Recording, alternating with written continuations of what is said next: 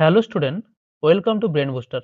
আজকে আমরা আলোচনা করব ডব্লিউবিসিএস পলিটি পিআইকিউ সিরিজের দ্বিতীয় ক্লাস নিয়ে। ইতিমধ্যে আমরা প্রথম ক্লাস করে নিয়েছি। তোমরা যদি না দেখে থাকো, ডব্লিউবিসিএস পলিটি পিআইকিউ সিরিজের যে প্লেলিস্ট রয়েছে সেখান থেকে তোমরা ক্লাসগুলি করে নিও। ঠিক আছে? এখানে আমরা 2000 সাল থেকে বর্তমান সময় পর্যন্ত ডব্লিউবিসিএস যে প্রিলিমস পরীক্ষাগুলো হয়েছে সেখানে বিগত বছরের যে সংবিধানের প্রশ্ন উত্তর সেগুলো নিয়ে আমরা আলোচনা করছি। আজকে দ্বিতীয় ক্লাস। ঠিক আছে? 4টে থেকে 5টা ক্লাসের মধ্যেই কিন্তু আমরা সমস্ত পলিটির কোশ্চেনগুলো আমরা কমপ্লিট করে দেবো। চলো দেখে নিই। আগের দিন আমরা 50টা প্রশ্ন পড়েছি। আমি চেষ্টা করবো যাতে প্রশ্নগুলো রিপিটেড না হয়। কারণ অনেক প্রশ্ন আছে যেগুলো কিন্তু মানে প্রত্যেক বছর পরীক্ষাতে রিপিটেড হয়েছে। রিপিটেড প্রশ্ন দেবো না, নতুনত্ব নিয়ে আমি আলোচনা করব। কারণ রিপিটেড প্রশ্ন তো একবার আলোচনা হয়ে গেছে, ডিটেলসে আলোচনা করে নেবো আমরা। তাই সেই রিপিটেড প্রশ্ন আর আমরা আলোচনা করব না। চলো দেখে নিই। দ্বিতীয় ক্লাসে এটা 2004 সালে ডব্লিউবিসিএস প্রিলিমস পরীক্ষায় এসেছিল। কি প্রশ্নটা? স্বাধীন ভারতের প্রথম সাধারণ নির্বাচন অনুষ্ঠিত হয়েছিল কবে? বলো। স্বাধীন ভারতের প্রথম সাধারণ নির্বাচন অনুষ্ঠিত হয়েছিল কবে? বলো। সঠিক উত্তর হয়ে যাবে কি? 1951 সালে। ঠিক আছে? স্বাধীন ভারতের প্রথম সাধারণ নির্বাচন শুরু হয়েছিল 25শে অক্টোবর 1951 সালে এবং এটি সম্পন্ন হয়েছিল কবে? 1952 সালের 21শে ফেব্রুয়ারি। তাহলে তাহলে শুরু হয়েছিল কবে? 1951 সালে। শেষ হয়েছিল কবে? 1952 সালে। অনেক সময় কিন্তু পরীক্ষায় অপশানে কিন্তু 1951-52 এইভাবে কিন্তু থাকে। তাহলে এই অপশন থাকলে কিন্তু সেটাও সঠিক হবে। ঠিক আছে? চলো দেখে নিই দ্বিতীয় প্রশ্ন। 52 নম্বর প্রশ্ন। কোন কমিটি বা কমিশন পঞ্চায়েতি রাজকে আরো ক্ষমতা ও দায়িত্ব প্রদানের জন্য সুপারিশ করেছিল? কোন কমিটি বা কমিশন পঞ্চায়েতি রাজকে আরো ক্ষমতা ও দায়িত্ব প্রদানের জন্য সুপারিশ করেছিল? কোন কমিশন বলো? এখানে সঠিক উত্তর হয়ে যাবে কি? মেহতা কমিশন বা মেহতা কমিটি। ভারতবর্ষে পঞ্চায়েতি রাজ ব্যবস্থাকে শক্তিশালী করতে এবং একে আরো ক্ষমতা ও দায়িত্ব প্রদানের জন্য বিভিন্ন সময়ে একাধিক কমিটি কিন্তু গঠন করা হয়েছিল। ঠিক আছে? কি কি কমিটি গঠন করা হয়েছিল? সেই আমাদের যে অপশনে যেগুলো রয়েছে সেগুলো একটু আলোচনা করে নিই। বলবন্ত রায় মেহতা কমিটি। এটা গঠিত ছিল কবে? 1957 সালে। এই কমিটি প্রথম গণতান্ত্রিক বিকেন্দ্রীকরণ এর সুপারিশ করেছিল এবং ত্রিস্তরীয় পঞ্চায়েত ব্যবস্থার প্রস্তাব দেয় এই কমিটি। এই কমিটির সুপারিশের ভিত্তিতে ভারতে পঞ্চায়েতি রাজ ব্যবস্থার যে ভিত্তি সেটা স্থাপিত হয়েছিল। ঠিক আছে? এরপর আমরা কি জানবো? অশোক মেহতা কমিটি। এটা গঠিত কত সালে হয়েছিল? 1977 সালে। এই কমিটি পঞ্চায়েতি রাজ প্রতিষ্ঠানগুলিকে আরো শক্তিশালী করার জন্য এবং এই ব্যবস্থাকে রাজনৈতিক দলের অংশগ্রহণের মাধ্যমে পুনর্জীবিত করার সুপারিশ করেছিল। ঠিক আছে? জৈন কমিটি। এটি প্রাক্তন প্রধানমন্ত্রী রাজীব গান্ধীর হত্যাকাণ্ডের ষড়যন্ত্রের তদন্তের জন্য গঠিত হয়েছিল। ঠিক আছে? মন্ডল কমিটি। এটি সামাজিক ও শিক্ষাগতভাবে অনগ্রসর অর্থাৎ ওবিসির জন্য সংরক্ষণের সুপারিশ করার জন্য গঠিত হয়েছিল। ঠিক আছে? হ্যাঁ? আমাদের যেটা যেটা কি প্রশ্ন এসেছিল সেটা কি হবে? মেহতা কমিটি। ঠিক আছে? এটা সঠিক উত্তর। কারণ এই কমিটি কি করেছিল? এই দেখো এখানে লেখা আছে। কি লেখা আছে? এই কমিটি পঞ্চায়েতি রাজ প্রতিষ্ঠানগুলিকে আরো শক্তিশালী করার জন্য এবং এই ব্যবস্থাকে রাজনৈতিক দলের অংশগ্রহণের মাধ্যমে পুনর্জীবিত করার জন্য কিন্তু সুপারিশ করেছিল কোন কমিটি? অশোক মেহতা কমিটি। ঠিক আছে? চলো পরের প্রশ্ন। 53 নম্বর প্রশ্ন।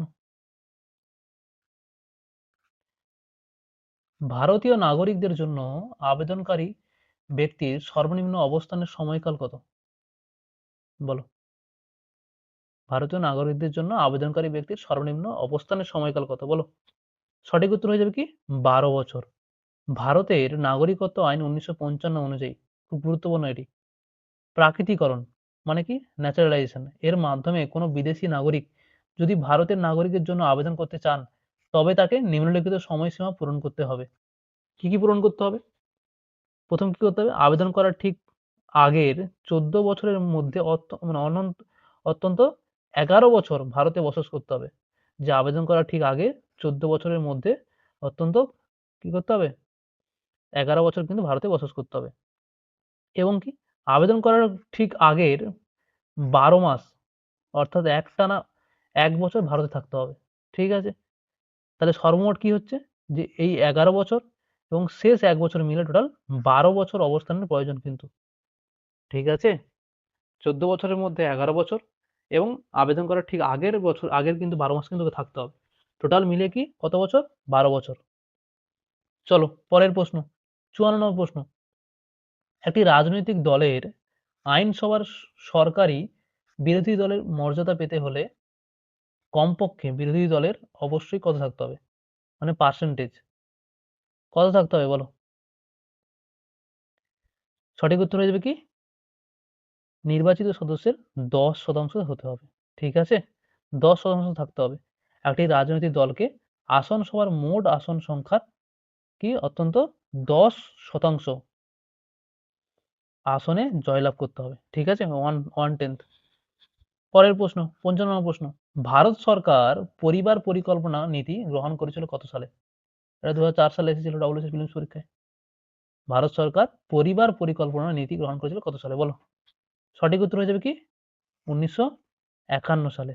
ভারত সরকার 1952 সালে বিশ্বের প্রথম দেশ হিসেবে রাষ্ট্রীয়ভাবে পরিবার পরিকল্পনা কর্মসূচি আনুষ্ঠানিকভাবে গ্রহণ করেন। ঠিক আছে, যদিও প্রথম পঞ্চবার্ষিক পরিকল্পনা 1951 থেকে 56 এর প্রেক্ষাপটে এর সূচনা হয়েছিল, কিন্তু কর্মসূচিটি কি 1952 সালে কিন্তু চালু হয়েছিল। ঠিক আছে, যে 1951 সালে এটা গ্রহণ করা হয়েছিল, কিন্তু কিন্তু এটা কিন্তু চালু হয়েছিল 1952 সালে। ঠিক আছে, চলো পরের প্রশ্ন, ভারতীয় সংবিধানের 6 থেকে 14 বছরের বয়সী সকলদের বা সকল ছাত্রদের বা শিশুদের জন্য শিক্ষার যে অধিকারকে মৌলিক অধিকার হিসেবে অন্তর্ভুক্ত করা হয়েছে কত সালে বলো? সঠিক উত্তর হয়ে যাবে কি, 2002 সালে। ঠিক আছে, 2002 সালে ভারতীয় সংবিধানের 86তম সংশোধনীর মাধ্যমে অনুচ্ছেদ 21 এর এ অর্থাৎ আর্টিকেল 21A এতে কি যুক্ত করা হয়, যে 6 থেকে 14 বছর বয়সী সকল শিশুদের জন্য শিক্ষাকে একটি মৌলিক অধিকার হিসেবে স্বীকৃতি দেওয়া হয়। ঠিক আছে, চলো দেখে নিই পরের প্রশ্ন, 57 প্রশ্ন, সিকিম ভারতের একটি পূর্ণাঙ্গ রাজ্যতে পরিণত হয় কত সালে বলো? কত সালে? সঠিক উত্তর হবে কি, 1975 সালে। সিকিম 1975 সালের 16ই মে ভারতের 22তম পূর্ণাঙ্গ রাজ্যে পরিণত হয়। এটি ভারতীয় সংবিধানের 36তম, পরীক্ষা কিন্তু বারবার আসে যে কততম সংবিধান সংশোধনীর মাধ্যমে, 36তম সংবিধান সংশোধনীর মাধ্যমে কার্যকর করা হয়েছিল। এবং এর আগে 1974 সালে 35তম সংবিধান সংশোধনীর মাধ্যমে সিকিমকে ভারতের একটি সহযোগী রাজ্য হিসেবে স্বীকৃতি দেওয়া হয়েছিল। আগে 35তম সংবিধান সংশোধনীর মাধ্যমে কি করা হয়েছিল, সিকিমকে সহযোগী রাজ্য করা হয়েছে, অ্যাসোসিয়েট স্টেট করা হয়েছে ভারতের, তারপরে এটাকে আলাদা আলাদা পূর্ণাঙ্গ রাজ্য করা হয়েছে। চলো পরের প্রশ্ন, 18 প্রশ্ন, নিচের কোনটি মৌলিক অধিকার নয় বলো? নিচের কোনটি মৌলিক অধিকার নয়? কোনটি নয়? সঠিক উত্তর হয়ে যাবে কি, সম্পত্তির অধিকার। ভারতের মূল সংবিধানে 7টি মৌলিক অধিকার ছিল, কিন্তু 1978 সালে 44তম সংবিধান সংশোধনীর মাধ্যমে সম্পত্তির অধিকারকে মৌলিক অধিকারের তালিকা থেকে বাদ দেওয়া হয়েছে। ঠিক আছে, বর্তমানে এটি সংবিধানের 300 অর্থাৎ 300 নম্বর অনুচ্ছেদের অধীনে একটি সাধারণ কি আইনি অধিকার। এটা পরীক্ষায় আসে যে মৌলিক অধিকার এখন কেমন অধিকার, কেমন ধরনের অধিকার, এটি আইনি অধিকার বা সাংবিধানিক অধিকার হিসেবে গণ্য করা হয়। ঠিক আছে, চলো পরের প্রশ্ন, 59 প্রশ্ন, ভারতের প্রথম ভাষাগত রাজ্য কোনটি? কোনটি বলো? সঠিক উত্তর হয়ে যাবে কি, অন্ধ্রপ্রদেশ। ঠিক আছে, ভারতের প্রথম ভাষাগত রাজ্য হলো কি, অন্ধ্রপ্রদেশ। কত সালে গঠিত হয়েছিল, প্রতিষ্ঠিত হয়েছিল? 1953 সালের 1 অক্টোবর। এটি মাদ্রাজ প্রেসিডেন্সির তেলুগুভাষী অঞ্চলগুলিকে নিয়ে কিন্তু গঠিত হয়েছিল। ঠিক আছে, স্বতন্ত্র অন্ধ্র রাজ্যের দাবিতে পট্টি শ্রীরামালু 56 দিনের আমৃত্যু অনশন করে 56 দিন আমৃত্যু অনশন করার পর তিনি মৃত্যুবরণ করেছিল। এটাও পরীক্ষা আসে যে কে মারা গেছিল অনশন করে, যার ফলে কিন্তু এই রাজ্য গঠিত হয়েছিল। পরবর্তীকালে 1956 সালে রাজ্য পুনর্গঠন আইন এর মাধ্যমে এটিকে কি করা হয়, পূর্ণাঙ্গভাবে একটি ভাষাগত রাজ্যের মর্যাদা দেওয়া হয়। ঠিক আছে, চলো পরের প্রশ্ন, রাজ্যসভায় মোট সদস্য সংখ্যা কত হতে পারে বলো? রাজ্যসভায় মোট সদস্য সংখ্যা কত হতে পারে? সঠিক উত্তর হয়ে যাবে কি, 250 জন সদস্য সংখ্যা হতে পারে। এই 250 জন সদস্যের মধ্যে 238 জন কি অঙ্গরাজ্যগুলি থেকে এবং কেন্দ্রশাসিত অঞ্চল থেকে পরোক্ষভাবে নির্বাচিত হন, এবং বাকি 12 জনকে কি করেন, রাষ্ট্রপতি মনোনীত করেন। কিন্তু বর্তমানে রাজ্যসভার মোট আসন সংখ্যা কতজন? আসন সংখ্যা হলো কি 243 জন, ঠিক 245 জন, সরি। বর্তমানে রাজ্যসভার মোট সদস্য সংখ্যা কতজন হলে 245 জন। 61 নম্বর প্রশ্ন, লক্ষ্য করা গেছে যে 1950 থেকে 1970 সালের মধ্যে আমাদের দেশে স্কুলগামী শিক্ষার্থীর সংখ্যা বহুগুণ বৃদ্ধি পেয়েছে। এর কারণগুলি কি? বলো। এর কি কি কারণে বৃদ্ধি পেয়েছে বলো? সঠিক উত্তর কি হবে বলো? সঠিক উত্তর হবে কি? আমরা পড়ি একটা। প্রথমে কি দেওয়া আছে? পার্শ্ববর্তী দেশগুলি শিক্ষায় অগ্রগতি করছে তার জন্য? না, এটা কখনোই হবে না। বিনামূল্যে শিক্ষার সরকারি নীতিমালা, একদম এটা ঠিক। জনসংখ্যার বিস্ফোরণ, এটাও ঠিক। বিভিন্ন এলাকায় স্কুলের সংখ্যা বৃদ্ধি, এটাও ঠিক। তাহলে কি ঠিক হলো? এই শেষেরটা 2, 3, 4 কিন্তু সঠিক। ঠিক আছে? চলো পরের প্রশ্ন। ভারতীয় সংবিধানে মৌলিক কর্তব্যগুলি অন্তর্ভুক্ত করা হয়েছে। এটা ডব্লিউএসএস 2004 সালে এসেছিল। মৌলিক কর্তব্যগুলি অন্তর্ভুক্ত করা হয়েছে কিভাবে বা কোন সংশোধনীর মাধ্যমে? বলো। সঠিক উত্তর হয়ে যাবে কি? 42তম সংবিধান সংশোধনীর মাধ্যমে 1976 সালে 1976 সালে 42তম সংবিধান সংশোধনী আইন দ্বারা সংবিধানের চতুর্থ অধ্যায়ে অর্থাৎ পার্ট 4 এর এ বা আমরা বলতে পারি যে 51 এ অনুচ্ছেদে এই কর্তব্যগুলিকে যুক্ত করা হয়েছে।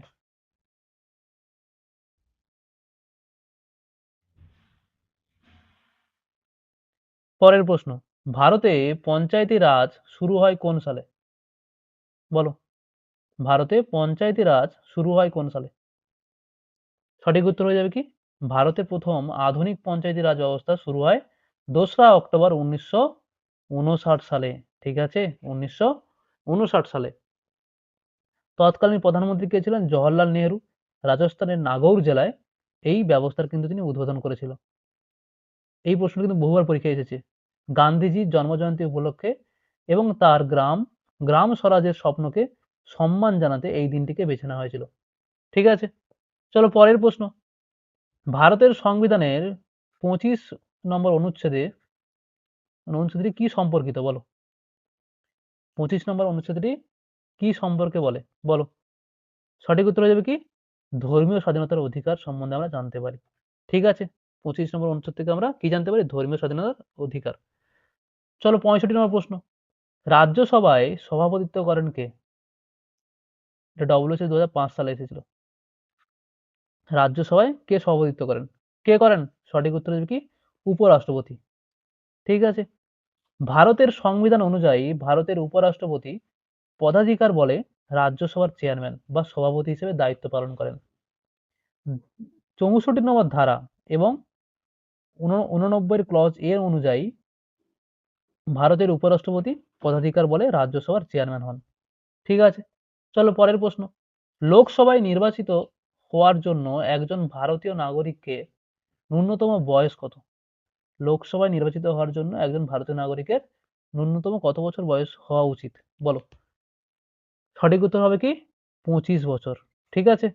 ভারতীয় সংবিধানের 84 খ অনুচ্ছেদ অনুযায়ী লোকসভার সদস্য হওয়ার জন্য কোনো ব্যক্তিকে অবশ্যই ভারতীয় নাগরিক হতে হবে এবং তার বয়স 25 বছরের কম হলে কিন্তু হবে না। ঠিক আছে? চলো পরের প্রশ্ন। ভারতের প্রথম উপরাষ্ট্রপতি কে ছিলেন বলো? ভারতের প্রথম উপরাষ্ট্রপতি কে ছিলেন বলো? সঠিক উত্তর হয়ে যাবে কি? Doctor S Radhakrishnan, Sarvepalli Radhakrishnan. তিনি 1952 সাল থেকে 1962 সাল পর্যন্ত এই পদে দায়িত্বরত ছিলেন। চলো দেখে নিই পরের প্রশ্ন। ভারতীয় সংবিধানের প্রথম সংশোধনী আইনটি কোন বছর প্রণীত হয়েছিল বলো? কবে হয়েছিল বলো? সঠিক উত্তর হয়ে যাবে কি?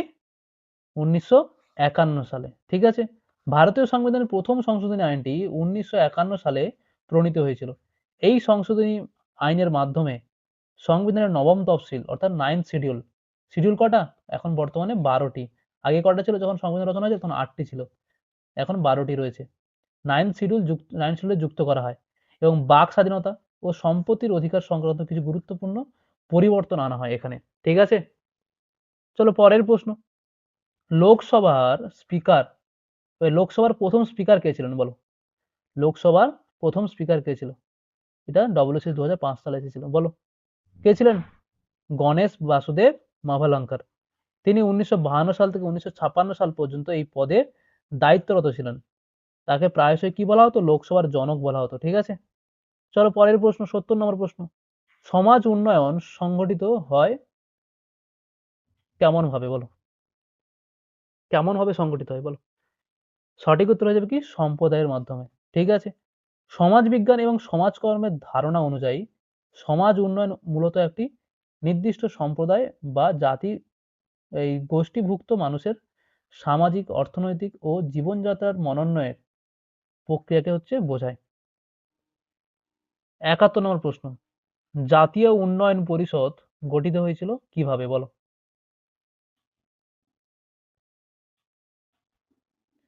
সঠিক উত্তর হয়ে যাবে কি? উপরের সবগুলো। কোনগুলো? প্রথম প্রধানমন্ত্রী, ২ সকল রাজ্যের মুখ্যমন্ত্রী এবং পরিকল্পনা কমিশনের সদস্য। বর্তমানে সেটা কি হয়ে গেছে? এখন নীতি আয়োগ হয়ে গেছে এই পরিকল্পনা কমিশন। ঠিক আছে? এইগুলো নিয়ে কি হয়? জাতীয় উন্নয়ন পরিষদ গঠিত হয়। ৭২ নম্বর প্রশ্ন। নিচের কোনটি মৌলিক অধিকার নয়? বলো। নিচের কোনটি মৌলিক অধিকার নয়? বলো। কোনটি নয়? দেখো, সমতার অধিকার, এটা কিন্তু মৌলিক অধিকার, অর্থাৎ সাম্যের অধিকার। ধর্মের অধিকার, ধর্মঘটের অধিকার, এটা কিন্তু নয়। হ্যাঁ, ধর্মীয় স্বাধীনতার অধিকার, এটা মৌলিক অধিকার। শোষণের বিরুদ্ধে অধিকার কিন্তু এটাও মৌলিক অধিকার। ঠিক আছে? তোমরা কমেন্টে জানাবে যে আমাদের মৌলিক অধিকার কয়টি এবং কত নম্বর ধারা থেকে কত নম্বর ধারার মধ্যে সেগুলো পড়ছে। ঠিক আছে? চলো পরের প্রশ্ন। ভারতের ড্যাশের প্রতি অঙ্গীকার রক্ষা করার জন্য সম্প্রতি ১৯৭০ সালের পেটেন্ট আইন সংশোধন করা হয়েছে। বলো। বলো। সঠিক উত্তর হয়ে যাবে কি? বিশ্ব বাণিজ্য সংস্থা। ঠিক আছে? পরের প্রশ্ন। পশ্চিমবঙ্গ আইন পরিষদ বিলুপ্ত হয় কোন সালে? খুব গুরুত্বপূর্ণ প্রশ্ন, পরীক্ষায় বারবার আসে এটা এবং জেনে রাখা দরকার এটা। এটা ডব্লিউসি ২০০৫ সালে এসেছিল। ঠিক আছে? কত সালে হয়েছিল? বলো। ১৯৬৯ সালে। ১৯৬৯ সালে ২১শে মার্চ পশ্চিমবঙ্গ বিধানসভায় বিধান পরিষদ বিলুপ্তির জন্য প্রস্তাব গৃহীত হয়েছিল। এই আইন অনুযায়ী ১৯৬৯ সালের ১ই আগস্ট থেকে এই পরিষদটি আনুষ্ঠানিকভাবে কি হয়েছিল? বিলুপ্ত করা হয়েছিল। ঠিক আছে? কত নম্বর আর্টিকেলে বিধান পরিষদের কথা রয়েছে সেটা আমাকে বলো। কত নম্বর আর্টিকেলে? ১৬৯ নম্বর আর্টিকেল। ঠিক আছে? শুধু এই 9 টাকে কেটে বাদ দিলে কিন্তু ১৬৯ নম্বর। আর ১৯৬৯ সাল কিন্তু খুব গুরুত্বপূর্ণ। এই সময় কিন্তু নানান ধরনের অনেক কিছু ঘটনা ঘটেছিল। ঠিক আছে? তোমরা কমেন্টে জানাবে যে ১৯৬৯ সাল কেন গুরুত্বপূর্ণ? কি কি গুরুত্বপূর্ণ কাজ সেখানে হয়েছিল এই সালে? সেটা আমাকে কমেন্টে লিখে জানাবে। চলো পরের প্রশ্ন। ৭৫ নম্বর প্রশ্ন। নিচের কোনটি গ্রাম পঞ্চায়েতের রাজস্বের উৎস নয়? বলো। নিচের কোনটি গ্রাম পঞ্চায়েতের রাজস্বের উৎস নয়? কোনটি? সঠিক উত্তর হয়ে যাবে কি? আয়কর। ঠিক আছে? আয়কর অর্থাৎ ইনকাম ট্যাক্স সরাসরি কেন্দ্রীয় সরকারের আয়ের উৎস। গ্রাম পঞ্চায়েতের কিন্তু এটা নয়। গ্রাম পঞ্চায়েতের রাজস্বের প্রধান উৎসগুলো কি কি? গৃহকর, জমির ওপর স্থানীয় কর, বাজার ফি এবং সরকারি কিছু অনুদান। ঠিক আছে? চলো পরের প্রশ্ন। ভারতীয় সংবিধানের ৩৭০ নম্বর ধারা প্রযোজ্য কোন রাজ্যের জন্য? বলো। সবাই জানে এটা খুব গুরুত্বপূর্ণ একটা প্রশ্ন। কোন রাজ্যের জন্য? জম্মু ও কাশ্মীরের জন্য। ঠিক আছে? কিছু তথ্য আমরা জেনে নিই। এই ধারার মাধ্যমে জম্মু ও কাশ্মীর রাজ্যকে বিশেষ স্বায়ত্তশাসন এবং মর্যাদা কিন্তু প্রদান করা হয়েছিল। ৩৭০ নম্বর ধারার অধীনে জম্মু ও কাশ্মীরের নিজস্ব সংবিধান এবং আলাদা পতাকা ব্যবহারের কিন্তু অধিকার ছিল। কিন্তু কবে বাতিল করা হয়েছিল? ২০১৯ সালের ৫ই আগস্ট ভারত সরকার এই ধারাটি রদ করার সিদ্ধান্ত কিন্তু নিয়েছিল। বর্তমান অবস্থা কি? এই ধারা বাতিলের পর জম্মু কাশ্মীর রাজ্যটিকে ভেঙে জম্মু ও কাশ্মীর এবং লাদাখ নামে দুটি পৃথক কেন্দ্রশাসিত অঞ্চলে পরিণত করা হয়। ঠিক আছে? খুব গুরুত্বপূর্ণ। পরের প্রশ্ন ৭৭ নম্বর প্রশ্ন 77, যেটা ডব্লিউসি ২০০৬ সালে এসেছিল। পশ্চিমবঙ্গে পঞ্চায়েত নির্বাচনে মহিলাদের জন্য সংরক্ষিত আসন সংখ্যা কত? কত শতাংশ? বলো। সঠিক উত্তর কি হবে? ৫০%। ঠিক আছে? চলো পরের প্রশ্ন। ভারতের রাষ্ট্রপতি নির্বাচিত হন কার দ্বারা বা কিভাবে? বলো। বলো। কিভাবে নির্বাচিত হন? রাজ্য বিধানসভা এবং সংসদের নির্বাচিত সদস্যরা। রাজ্য বিধানসভা এবং সংসদের নির্বাচিত সদস্যের দ্বারা কি হয়? ভারতের রাষ্ট্রপতি নির্বাচিত হন। ভারতের সংবিধানের 54 নম্বর ধারা অনুযায়ী রাষ্ট্রপতি একটি ইলেকটোরাল কলেজ বা নির্বাচক মণ্ডলী দ্বারা পরোক্ষভাবে নির্বাচিত হন। এই নির্বাচক মণ্ডলীর সদস্যরা কারা হলেন? সদস্যরা হলেন হচ্ছে রাজ্য বিধানসভা এবং সংসদের নির্বাচিত সদস্যরা। ঠিক আছে, চলো পরের প্রশ্ন, 79 নম্বর প্রশ্ন। সংবিধানে কোন অনুচ্ছেদে এখানে একটু কোন অনুচ্ছেদে পরিকল্পনা কমিশন গঠনের কথা উল্লেখ আছে? বলো বলো পরিকল্পনা কমিশন গঠনের কথা উল্লেখ আছে। খুব গুরুত্বপূর্ণ প্রশ্ন এটা। সঠিক উত্তর হবে কি? অপশন ডি, সংবিধানে কোনো এর কিন্তু উল্লেখ নেই। কারণ কি? কারণ ভারতের পরিকল্পনা কমিশন অর্থাৎ প্ল্যানিং কমিশন অফ ইন্ডিয়া কোনো সাংবিধানিক সংস্থা নয়, অর্থাৎ ভারতের সংবিধানের কোনো সুনির্দিষ্ট অনুচ্ছেদে এটি গঠনের কথা কিন্তু উল্লেখ করা হয়নি। বুঝতে পেরেছো? এটি কি একটি অসাংবিধানিক সংস্থা। এটি 1950 সালে 15ই মার্চ ভারত সরকারের একটি মন্ত্রী পরিষদীয় প্রস্তাবের মাধ্যমে কিন্তু এটি গঠন করা হয়েছিল। কিন্তু বর্তমান অবস্থা কি? 2015 সালে 1 জানুয়ারি থেকে এই পরিকল্পনা কমিশনের পরিবর্তে নীতি আয়োগ চালু করা হয়। ওকে, তাহলে পরিকল্পনা কমিশন বন্ধ করে দিয়ে কি শুরু হয়? নীতি আয়োগ, যেটি একটি অসাংবিধানিক এবং বিধিবদ্ধ সংস্থা। ঠিক আছে, চলো এখন কিন্তু আর পরিকল্পনা কমিশন নেই, এখন কি আছে? নীতি আয়োগ। 80 নম্বর প্রশ্ন, বলবন্ত রায় মেহতা কমিটি নিযুক্ত করা হয়েছিল কি উদ্দেশ্যে? বলো, এটা আমরা পড়েছি প্রথম প্রশ্নে না দ্বিতীয় প্রশ্নে পড়লাম এটা। কি উদ্দেশ্যে?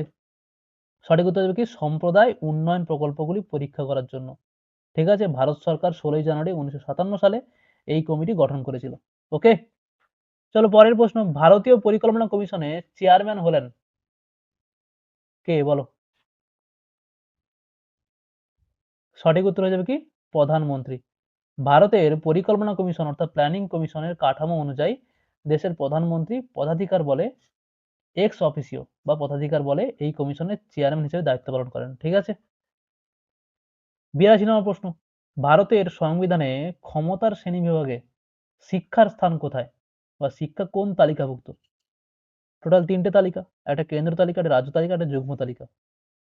ঠিক আছে, কোন তালিকাভুক্ত শিক্ষা? শিক্ষা কোন তালিকাভুক্ত? যুগ্ম তালিকা, যাকে বলে কনকারেন্ট লিস্ট। 1976 সালে 42তম সংবিধান সংশোধনীর মাধ্যমে শিক্ষাকে রাজ্য তালিকা থেকে যুগ্ম তালিকায় স্থানান্তর করা হয়, যার ফলে কেন্দ্র এবং রাজ্য উভয়ই সরকারি শিক্ষা বিষয়ে আইন প্রণয়ন কিন্তু করতে পারে। ওকে, চলো পরের প্রশ্ন দেখে নিই আমরা। সংবিধানে অর্থ কমিশনের কথা উল্লেখ আছে এবং কমিশনের চেয়ারম্যান নিযুক্ত হন কার দ্বারা? বলো কার দ্বারা? সঠিক উত্তর হবে কি? রাষ্ট্রপতির দ্বারা। ওকে, ভারতের সংবিধানে 280 নম্বর ধারায় অর্থ কমিশন গঠন ও কার্যাবলী সম্পর্কে কিন্তু আলোচনা করা হয়েছে বিস্তারিতভাবে। প্রতি 5 বছর অন্তর বা প্রয়োজন বোধে তার আগে ভারতের রাষ্ট্রপতি একজন চেয়ারম্যান এবং 4 জন সদস্যকে নিয়ে এই কমিশন গঠন করেন। বর্তমানে 16তম অর্থ কমিশন কিন্তু গঠিত হয়েছে, যার চেয়ারম্যান হলেন কি? নীতি আয়োগের প্রাক্তন উপাধ্যক্ষ কে অরবিন্দ পানগড়িয়া। ওকে, পরীক্ষা আসে কিন্তু বর্তমান 16তম অর্থ কমিশনের চেয়ারম্যান কি আছে? অরবিন্দ পানগড়িয়া। চলো পরের প্রশ্ন, রাজ্যসভা হলো কি? বলো কি? রাজ্যসভা হলো মন্ত্রী পরিষদ যেটাকে নিয়ন্ত্রণ করতে পারে না, সেটা হলো হচ্ছে রাজ্যসভা। ভারতীয় সংবিধানের 75 এর ক্লজ 3 নম্বর ধারা অনুযায়ী কেন্দ্রীয় মন্ত্রী পরিষদ শুধুমাত্র লোকসভার কাছে যৌথভাবে দায়বদ্ধ থাকে। শুধুমাত্র লোকসভায় কিন্তু অনাস্থা প্রস্তাব পাসের মাধ্যমে মন্ত্রী পরিষদের পতন ঘটাতে পারেন এবং রাজ্যসভা সরকারের উপর সরাসরি কোনো নিয়ন্ত্রণ নেই। রাজ্যসভার সরকারের উপর কিন্তু সরাসরি কোনো নিয়ন্ত্রণ নেই। রাজ্যসভা মন্ত্রীদের প্রশ্ন জিজ্ঞাসা করে বা বিভিন্ন নীতি সমালোচনা করে, কিছুটা তদারকি করতে পারে, কিন্তু মন্ত্রী পরিষদকে অপসারণ বা সরাসরি কিন্তু নিয়ন্ত্রণ করতে পারে না। ঠিক আছে, তাই লোকসভা কিন্তু সবচেয়ে বেশি পাওয়ারফুল। 85 নম্বর প্রশ্ন, যেটা ডব্লিউসি 2007 সালে এসেছিল। ভারতের সংবিধানের কত নম্বর অনুচ্ছেদের অধীনে অর্থ কমিশন গঠন করা হয়েছিল? বলো, কত নম্বর অনুচ্ছেদের অধীনে? বলো, সঠিক উত্তর হবে কি? 280 নম্বর অনুচ্ছেদ, 80 নম্বর ধারা। ভারতীয় সংবিধানে 280 নম্বর অনুচ্ছেদ অনুযায়ী রাষ্ট্রপতি প্রতি 5 বছর অন্তর বা প্রয়োজন বোধে তার আগে একটি অর্থ কমিশন বা ফাইন্যান্স কমিশন গঠন করতে পারেন। চলো পরের প্রশ্ন, ভারতীয় সংসদ কোন সালে মৌলিক কর্তব্যের অংশটি সংবিধানে অন্তর্ভুক্ত করেন? বলো। সঠিক উত্তর কি হয়ে যাবে? 1976 সালে। ভারতীয় সংসদ 1976 সালে 42তম সংবিধান সংশোধনীর মাধ্যমে ভারতীয় সংবিধানে মৌলিক কর্তব্য অর্থাৎ ফান্ডামেন্টাল ডিউটিজ অন্তর্ভুক্ত করা হয়। তৎকালীন কি শরণ সিং কমিটির সুপারিশের ভিত্তিতে সংবিধানের পার্ট 4 এর এ বা 51 অনুচ্ছেদে এই কর্তব্যগুলো কিন্তু যুক্ত করা হয়েছিল। চলো পরের প্রশ্ন, ভারতের সুপ্রিম কোর্ট কোন সালে পাট প্যাকেজিং উৎপাদন আইন 1987 কে চ্যালেঞ্জ করে সিমেন্ট, সার এবং চিনি শিল্পের আবেদন খারিজ করে দেয়? বলো। সঠিক উত্তর হয়ে যাবে কি 1993 সালে। ভারতের সুপ্রিম কোর্ট 1993 সালে পাট প্যাকেজিং উৎপাদন আইন 1987 সালে সাংবিধানিক বৈধতাকে চ্যালেঞ্জ করে বা চ্যালেঞ্জ করা হয়, আবেদনগুলি খারিজ করে দেয় এবং আইনটি বহাল থাকে। চলো পরের প্রশ্ন, রাষ্ট্রের নির্বাহী ক্ষমতা প্রতিষ্ঠানের ড্যাশ বা কত অনুচ্ছেদের অধীনে রাজ্যপালের উপর ন্যস্ত? বলো। সঠিক উত্তর হয়ে যাবে কি ধারা 154 ক্লজ এ তে। ভারতীয় সংবিধানের 154 ক্লজ এ অনুচ্ছেদ অনুযায়ী অঙ্গরাজ্যের শাসন বিভাগীয় বা নির্বাহী ক্ষমতা রাজ্যপালের উপরে কিন্তু ন্যস্ত থাকে। তিনি এই ক্ষমতা নিজে অথবা তার অধীনস্থ কর্মকর্তাদের মাধ্যমে প্রয়োগ করেন। তাহলে ধারা 154 ক্লজ এতে কি রয়েছে? রাজ্যের নির্বাহী ক্ষমতা রাজ্যপালের হাতে ন্যস্ত থাকে। 155 কি রয়েছে? রাজ্যপাল নিয়োগ সংক্রান্ত, অর্থাৎ রাষ্ট্রপতি কর্তৃক কিন্তু রাজ্যপাল নিযুক্ত হন। ধারা 14 তে কি রয়েছে? আইনের দৃষ্টিতে সবাই সম বা সবাই সাম্য বা সবার মধ্যে সমান ক্ষমতা বন্টন আইনের দৃষ্টিতে। আইনের দৃষ্টিতে সবাই হচ্ছে আইনের দৃষ্টিতে সাম্য। এটা মৌলিক অধিকার। আর ধারা 356 কি রয়েছে? রাষ্ট্রপতি শাসন জারি রাজ্যে। চলো পরের প্রশ্ন, 89 নম্বর প্রশ্ন, bonded labour system abolition act কত সালে প্রণীত হয়েছিল? বলো। সঠিক উত্তর হয়ে যাবে কি 1976 সালে। Bonded labour systems abolition act বা বন্ধকি শ্রম আইন বিলোপ, এই আইন ভারতের সংসদ কর্তৃক 1976 সালে কিন্তু প্রণীত হয়েছিল। ঠিক আছে, চলো পরের প্রশ্ন, ভারতীয় বিচার ব্যবস্থার ক্ষেত্রে নিচের কোনটি সত্য? বলো। বলো। সঠিক উত্তর হয়ে যাবে কি এটি একটি স্বাধীন প্রতিষ্ঠান। ঠিক আছে, কারণ এটি সংসদ দ্বারা নিয়ন্ত্রিত হন না। ভারতের সুপ্রিম কোর্ট সংসদ দ্বারা নিয়ন্ত্রিত বা হাইকোর্টগুলি বিধানসভা দ্বারা নিয়ন্ত্রিত। এটা আমার ভুল। ঠিক আছে, সঠিক উত্তর কি হবে? এটি একটি স্বাধীন প্রতিষ্ঠান। ভারতীয় সংবিধান অনুযায়ী বিচার বিভাগ একটি স্বাধীন এবং নিরপেক্ষ স্তম্ভ। আইনসভা বা শাসন বিভাগ বিচার বিভাগের দৈনন্দিন কাজে কোনো হস্তক্ষেপ করতে পারে না। এটি সংবিধানের রক্ষক হিসেবে কাজ করে। ঠিক আছে, এবং নাগরিকদের মৌলিক অধিকার কিন্তু রক্ষা করে। কে করে? এই বিচার ব্যবস্থা। চলো পরের প্রশ্ন, ভারতের সংবিধানের সবচেয়ে বড় উৎস নিচের কোনটি ছিল? কোনটি? সঠিক উত্তর হবে কি ভারত সরকার আইন 1935। ভারতের বর্তমান সংবিধানের কাঠামোগত বিবরণ এবং প্রশাসনিক ব্যবস্থা এবং যুক্তরাষ্ট্রীয় কাঠামো, রাজ্যপালের পদ এবং জরুরি অবস্থা বিধানের মতো অধিকাংশ গুরুত্বপূর্ণ বিষয় সরাসরি বা কিছুটা পরিবর্তন করে 1935 সালের ভারত শাসন আইন থেকে কিন্তু নেওয়া হয়েছে। অনেক সাংবিধানিক বিশেষজ্ঞ কি এই কারণে 1950 সালের সংবিধানকে বলেন কি 1935 সালে আইনের একটি কার্বন কপি, যে 1935 সালের যে ভারত শাসন আইন তার কার্বন কপি বলা হয় ভারতের সংবিধানকে। চলো পরের প্রশ্ন, ব্লক স্তরে পঞ্চায়েতি রাজ প্রতিষ্ঠানকে কি বলা হয়? বলো। ব্লক স্তরে পঞ্চায়েতি রাজ প্রতিষ্ঠানকে কি বলা হয়? কি বলা হয়? পঞ্চায়েত সমিতি বলা হয়। ঠিক আছে, আমরা জানি কি ত্রিস্তরীয় পঞ্চায়েত ব্যবস্থা রয়েছে আমাদের। ওকে, ত্রিস্তরীয় পঞ্চায়েত ব্যবস্থা রয়েছে আমাদের আমাদের দেশে। গ্রাম পঞ্চায়েত কি? এটা গ্রামের স্তরে। আর জেলা স্তরে কি রয়েছে? জেলা পরিষদ। আর মধ্যবর্তী বা ব্লক স্তরে কি রয়েছে? পঞ্চায়েত সমিতি। চলো পরের প্রশ্ন, ভারতের রাষ্ট্রীয় নীতির নির্দেশমূলক নীতিমালার সাথে মিল রয়েছে। কোনটির মধ্যে বলো, বা কোথা থেকে নেওয়া হয়েছে? কোথা থেকে নেওয়া হয়েছে? আয়ারল্যান্ডের সংবিধান থেকে। ভারতের সংবিধানের চতুর্থ অংশে অর্থাৎ ধারা 36 থেকে 51 পর্যন্ত বর্ণিত রাষ্ট্রীয় নীতি নির্দেশামূলক বা নির্দেশমূলক নীতিসমূহ অর্থাৎ ডিপিএসপি আয়ারল্যান্ডের সংবিধান থেকে অনুপ্রাণিত হয়ে গ্রহণ করা হয়েছে। 1937 সালে আইরিশ সংবিধান থেকে এই ধারণাটি ভারতীয় সংবিধানে অন্তর্ভুক্ত করা হয়েছিল। চলো পরের প্রশ্ন। কেন্দ্রীয় মন্ত্রীদের পদ বহাল থাকে কার দ্বারা বলো? সঠিক উত্তর হয়ে যাবে কি? রাষ্ট্রপতির সন্তুষ্টি বা ইচ্ছা অনুযায়ী, during the pleasure of president. ভারতীয় সংবিধান ধারা 75 ক্লজ 2 অনুযায়ী কেন্দ্রীয় মন্ত্রীরা রাষ্ট্রপতির সন্তুষ্টি বা ইচ্ছা অনুযায়ী তাদের পদ বহাল রাখেন।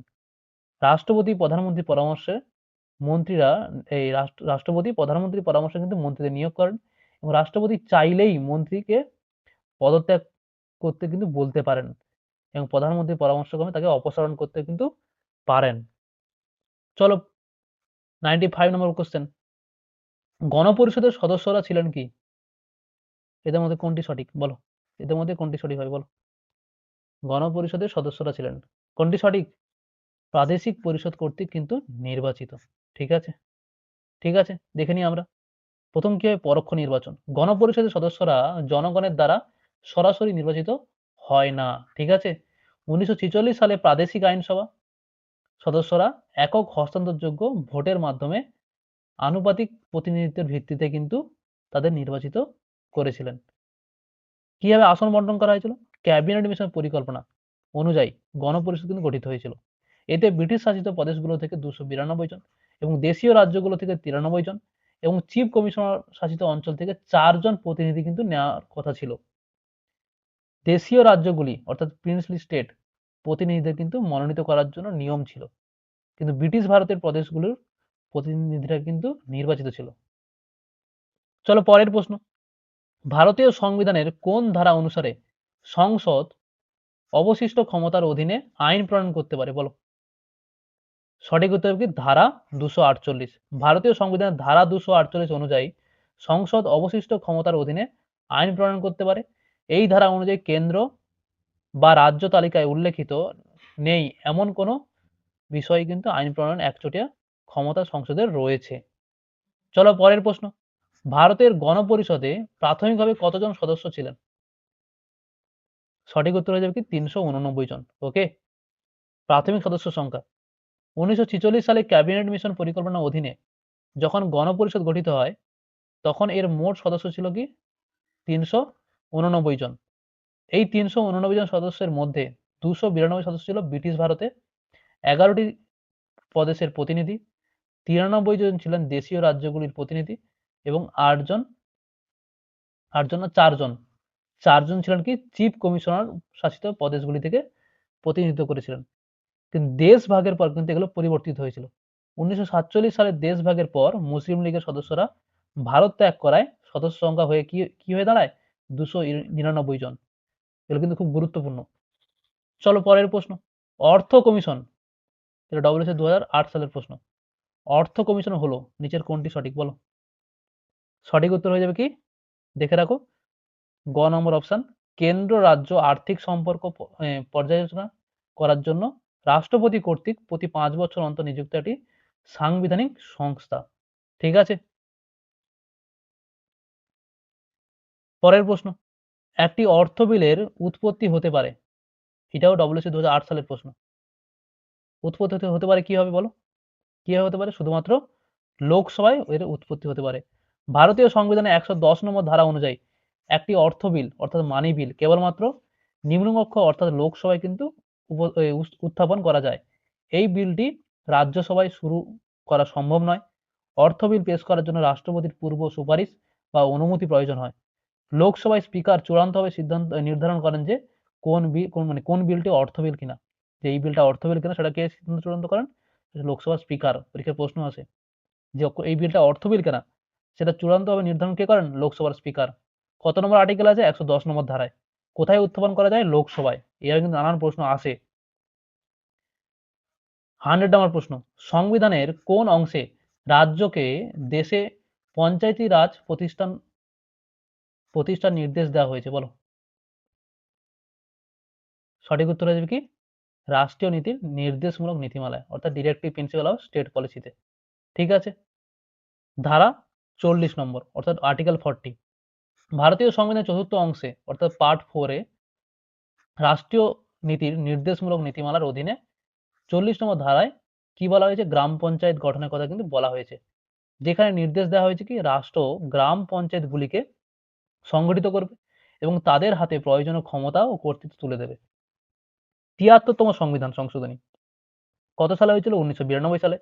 যদিও এটি নির্দেশমূলক নীতির আগেই থেকেই কিন্তু ছিল, তবে 1992 সালে ৭৩তম সংবিধান সংশোধনীর মাধ্যমে পঞ্চায়েতি রাজ ব্যবস্থাকে সাংবিধানিক স্বীকৃতি দেওয়া হয় এবং সংবিধানের নবম অংশে এটাকে অন্তর্ভুক্ত করা হয়। খুব গুরুত্বপূর্ণ কিন্তু, যে সংবিধানের কি করা হয়? নবম অংশে কিন্তু এটাকে অন্তর্ভুক্ত করা হয়। ঠিক আছে।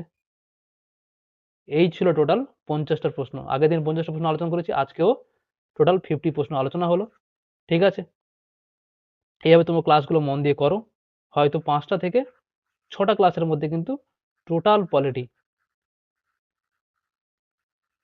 পলিটি যে পিআইকিউ রয়েছে ডব্লিউবিসিএস এর, সেগুলো কিন্তু কমপ্লিট হয়ে যাবে। ঠিক আছে। তাই তোমরা ক্লাসগুলো মন দিয়ে করো। ওকে। কেউ মিস করো না ক্লাসগুলি। বন্ধুদের সাথে শেয়ার করে দাও ভিডিওগুলি, তাহলে তাদেরও কিন্তু হেল্পফুল হবে অনেক। আর সামনে যেসব পরীক্ষা রয়েছে সেখানেও কিন্তু এই ক্লাসগুলো কিন্তু অনেক হেল্পফুল হবে। তাই তোমরা ক্লাসগুলো মন দিয়ে করো, বন্ধুদের সাথে শেয়ার করে দাও। সবাই ভালো থেকো, মন দিয়ে পড়াশোনা করো। দেখা হবে পরের ভিডিওতে।